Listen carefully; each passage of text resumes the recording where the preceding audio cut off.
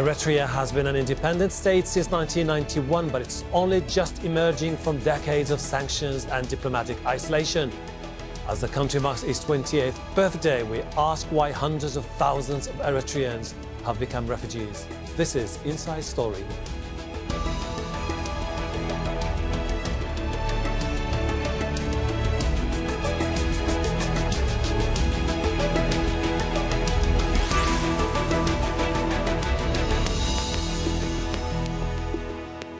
Hello, welcome to the program. I'm Hashem Ahelbarra. Eritrea is marking its Independence Day after a year of profound changes. A peace deal last year ended a decades-old border dispute with its larger neighbour, Ethiopia. And the United Nations lifted sanctions and an arms embargo. But President Isaias Afwerki, who's been in power for nearly 30 years, is accused of ruling with an iron fist. Political opponents are jailed, there's mandatory military service, and Eritrea is now one of the biggest sources of African refugees in Europe. The government has blocked social media ahead of independence celebrations this week.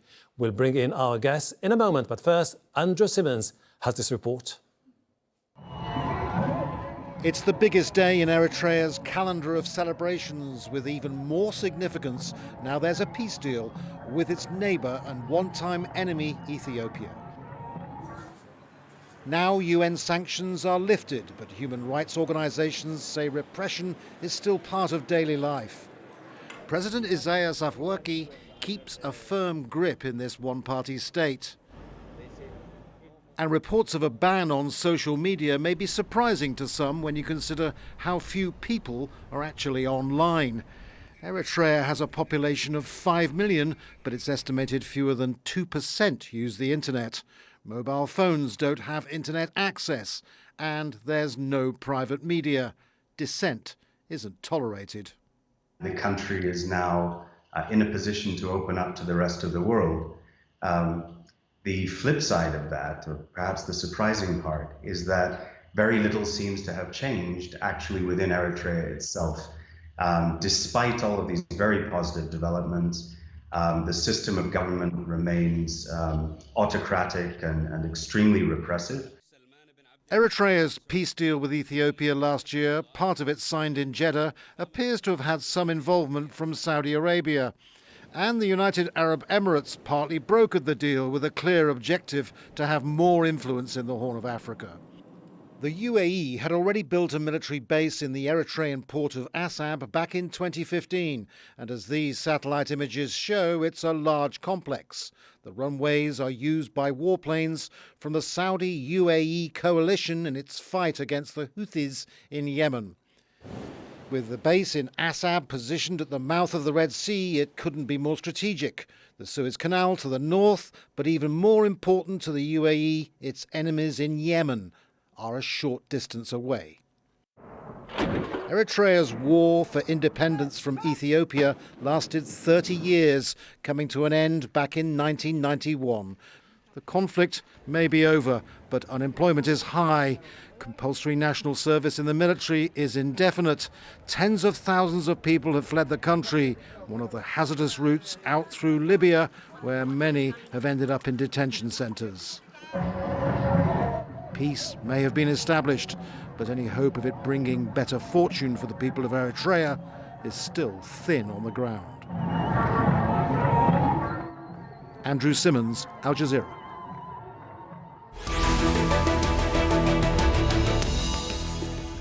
Let's bring in our guests. Joining us on Skype from Athens in Ohio, Zere, Executive Director, PEN Eritrea in Exile, a freedom of expression organisation. In London, Martin Plaut, Senior Research Fellow at the Institute of Commonwealth Studies and the author of Understanding Eritrea Inside Africa's Most Repressive State. Also on Skype from Salt Lake City in Utah, John Mukumembako, a non-resident Senior Research Fellow at the Brookings Institution's Africa Growth Initiative Programme. Thank you all for joining us. Zere, I would like to start by asking you this question about, we've seen many countries in the African continent turn the chapter of autocracy and repressive rule and reinvent themselves except for Eritrea. Why is that? It's difficult to just say it in few words, like it's a combination of different factors. there has been lack of rule of law. There has been everything has been suspended for the last 20 years. And right now, you're just realizing that this has been mere excuses by the regime in power, because the sanctions have been lifted, the border conflict with Ethiopia has been solved, but things are getting worse from day to day, and this probably, because of the regime in power. Martin, is it exclusively because of the regional dynamics in the Horn of Africa, or solely because someone like Isaias Afwerki is seen as larger than life and definitely staying in power for as long as it takes? Well, you're right about him appearing larger than life. That's certainly true. And when I've met him, that's the way he came across. Pretty haughty, shall we say. But, the problem is really that he runs the country with a tiny group of people. There is no parliament, there are no elections, there's never been an election in Eritrea's history. And the situation is controlled by them, and really they just rule everything. There are no free press, there's nothing whatsoever. So it's an extremely repressive situation. Mbako, if you don't have a functioning parliament, if you don't have an opposition recognized by the government, if you don't have freedom of expression, how is it possible for the people of Eritrea in the near future to call for political reforms, or at least start a new political establishment? I think that this is a very difficult question to answer, because what is happening in Eritrea now is something that has happened in a lot of other countries, especially countries that come from a revolutionary background in which some group of people fight for independence, and then they do not leave the scene and allow civilians to rule the country. They simply believe that they are the only people capable of ruling the country. I think this is the problem that you have in Eritrea. But I believe that the peace agreement signed between Eritrea and Ethiopia opens up a very important door for Ethiopia, especially, and other countries in the region to convince the existing government in Eritrea to open up and hold credible and fair elections to have a new government. Because I think that under the government you have in Eritrea now, you are not going to be able to have any sort of economic development or any sort of human development in the area, primarily because this particular government is either incapable or is unwilling to move the country ahead in terms of economic development. Zere, leaders of Eritrea and Ethiopia took the world by surprise last year by signing the peace agreement. Are you hopeful that this could be conducive to genuine political reforms in your country? No, I'm not hopeful. And almost the past 10 months have proven that there's no willingness by the Eritrean government to change anything. They haven't shown any signs of improvement, like in terms of military, in terms of the economy, in terms of other fundamental issues, outstanding issues. And things are daily getting from bad to worse. So I'm not hopeful about the peace at all. Plaut, for many years, Afwerki has been saying that his biggest concern is to undermine the basic tenets of a country facing an existential threat from neighboring Ethiopia. And this explains why he's been clamping down on dissent. Now, with the overtures towards the Ethiopians, new relations with the Somalis, with Djibouti, do you think that the geopolitical dynamics could be now in favor of a political reform in the country?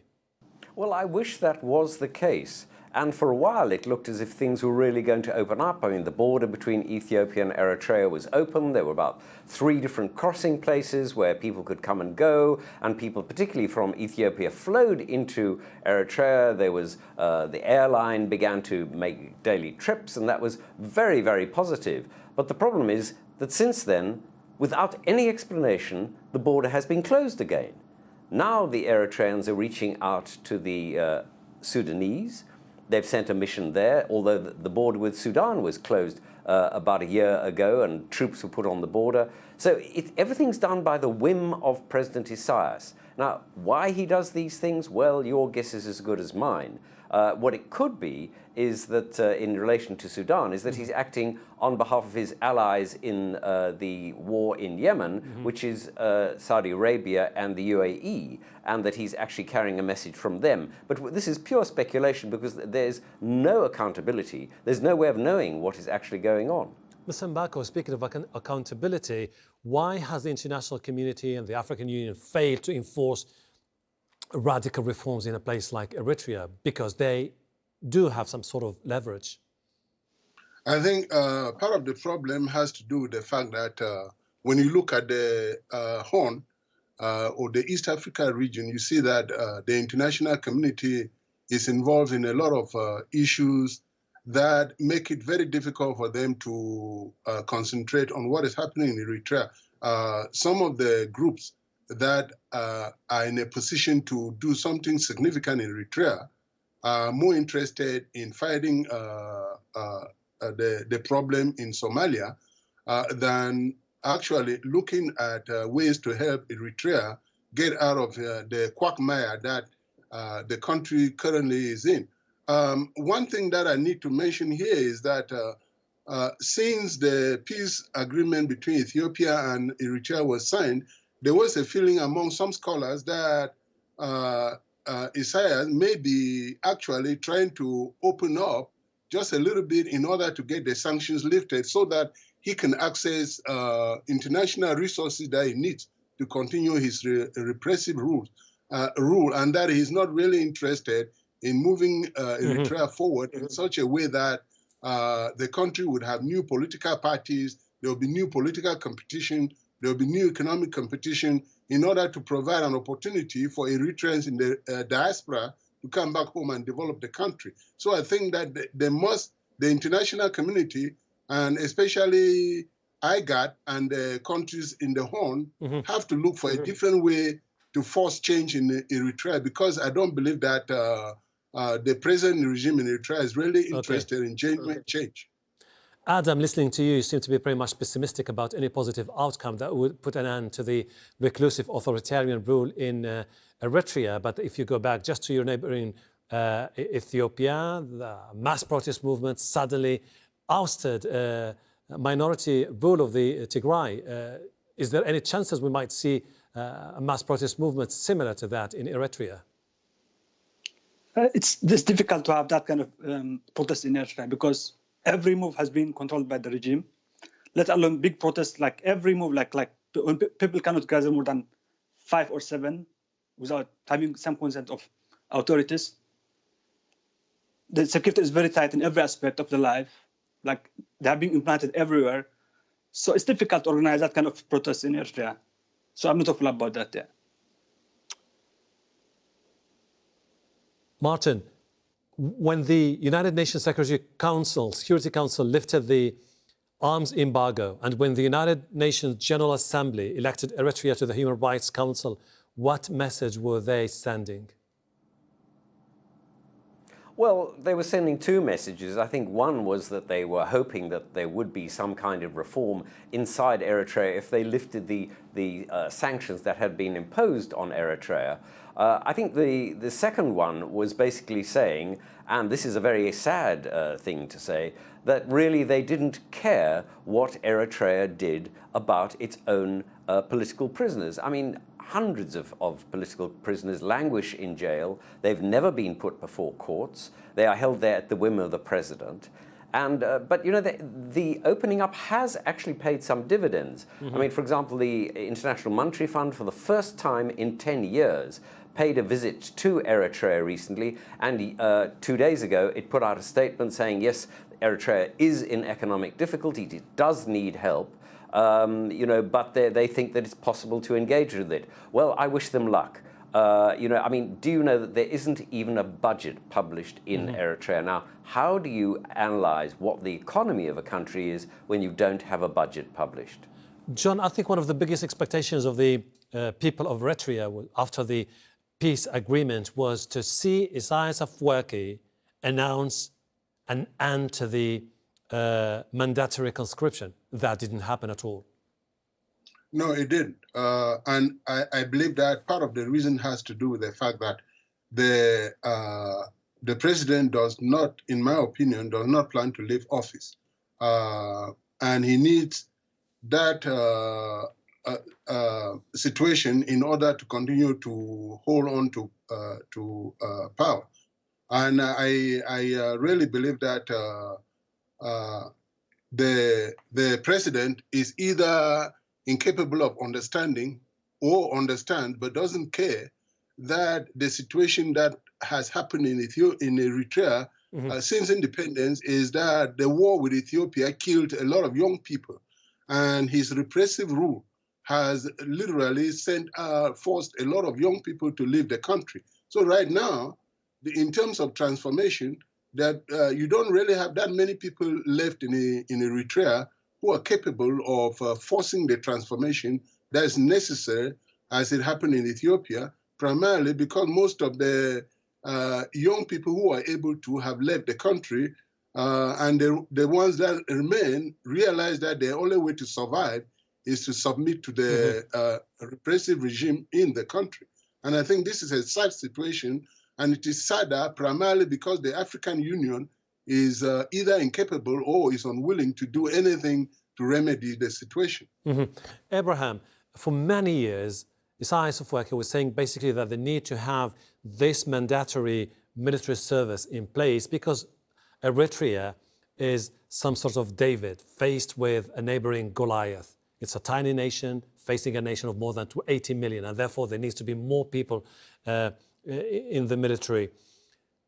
Is this something the people of Eritrea understand, or they just see it as a justification by the government to continue its grip on power? Most people see that as kind of justification because they also see the government also is trying to create conflicts so that to sustain this kind of indefinite national service.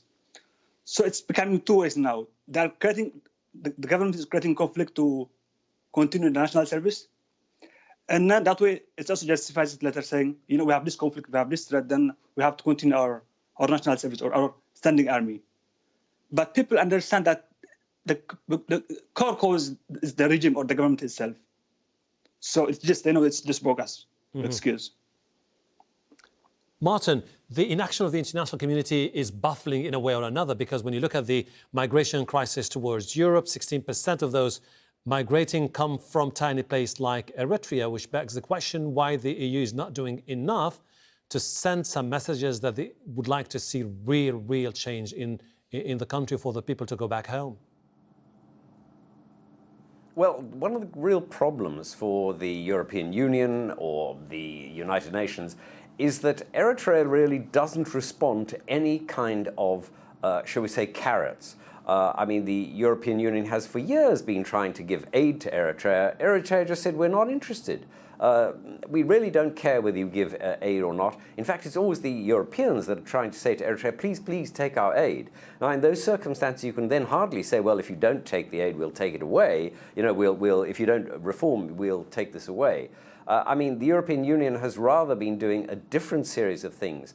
They have been putting up buffers in the Mediterranean to stop people crossing. They've been making it much more difficult for people to get into Libya, and once they're in Libya, they are then imprisoned. They are sent back to Niger. There's all sorts of restrictions are in place, put in by the European Union and then by other countries along the way who are encouraged to do this. Now, the whole Khartoum process, which is supposed to oversee this, is actually now chaired by Eritrea. So, you know, the European Union and the Eritreans are actually uniting on this issue, but it's not succeeding. John, there seems to be some divide between the scholars about the nature of the migration from Eritrea towards Europe. Some say it's purely economic, others say it's because of political repression. What do you think? Well, there is both. You cannot have an effective economy if you have political repression, primarily because, as we now know from China, as the thing is that as the economy expands and people become more financially independent, they start demanding more political freedom. So one of the things that you see in Eritrea is that many young people have come to the conclusion that if they continue to stay in Eritrea, they will never be able to have any opportunity for self-actualization. There's no opportunity for real education and training so that they can participate productively in the economy. And even if they get the training, as we see from Eritreans who go abroad, there's no reason for you to return to the country, because if you do, you'll not be able to participate gainfully in the economy. So the repression destroys the economy, and the destroyed economy forces people to leave the country. So if you want to stop migration from Eritrea to Europe, you must have to change the dynamics in Eritrea with respect to education, with respect to the economy, with respect to the political repression that you have in the country. Which brings me to this question to Abraham. Abraham, against the backdrop of the current situation, do you think that groups like the Eritrea Liberation Democratic Movement has any chance in the near future, with all the impressive espionage network put into place by the government, to rally popular support among those disenfranchised with Isaias Afwerki? You know, the good thing, especially post the peace deal, is people are now coming together to, and now they are much aware that the only problem is Isaias Afwerki and his regime. So people are coming together to oppose the regime in different ways. And more than any time before, it just becomes much easier to galvanize people around one cause now. So I'm hopeful that, although it will be difficult to organize from inside the country, at least from those neighboring countries, or much of the population of the Eritreans also in neighboring countries like Ethiopia, Sudan, Uganda, and other countries. So it just becomes easier to return it back to the country and then kind of restart it again if things improve. John, but I'm positive about it anyways, yeah.